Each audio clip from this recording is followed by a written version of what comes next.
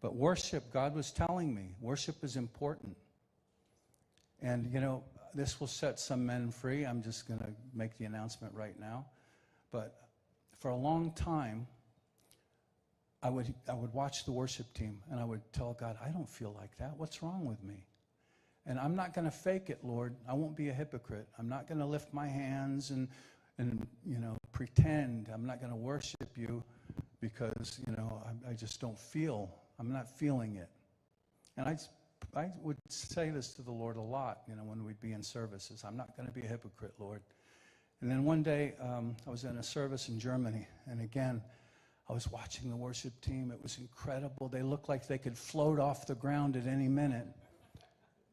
And I made my speech to the Lord, and the Lord stopped me in mid-sentence, and he said, you don't worship me because you feel like it. You worship me because I'm worthy.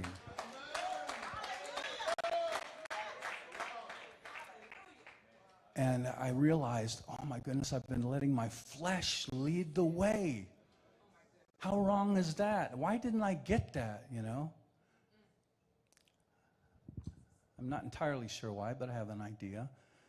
But so I just started, I lifted my hands, and I started worshiping God. And after about 20 minutes, it felt like chains were falling off of me.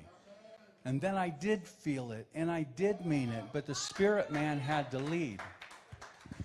The spirit man had to lead the way. So the Lord was teaching me about worship. And worship is important, not just in the corporate setting, but when you go to your prayer chair or your prayer closet, we need to worship God. And so I would go to my prayer chair and I would worship the Lord.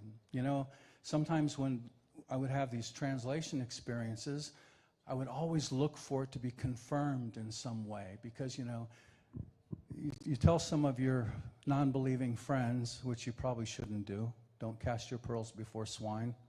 I'm not saying that to be mean, but you don't want people trampling you and discouraging you, right? So, but I would try and get confirmation these things were happening. And I remember one night I was worshiping the Lord, and I thought, I'm not done yet. So I got up off my knees and sat in my chair, and I just continued to worship God. Next thing I know, I'm still worshiping, but the atmosphere has shifted. So I opened my eyes, and oh my goodness, it's morning. I got to get up for work in an hour, so I better lay down and get some sleep. And so I got up and I walked outside.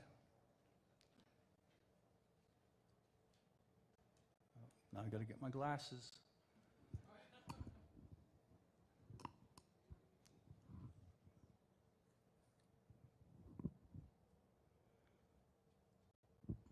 Okay.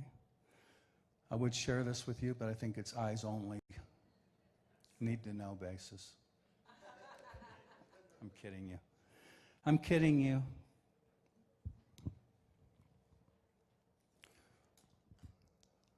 So I'm worshiping the Lord, so I get up because I know I have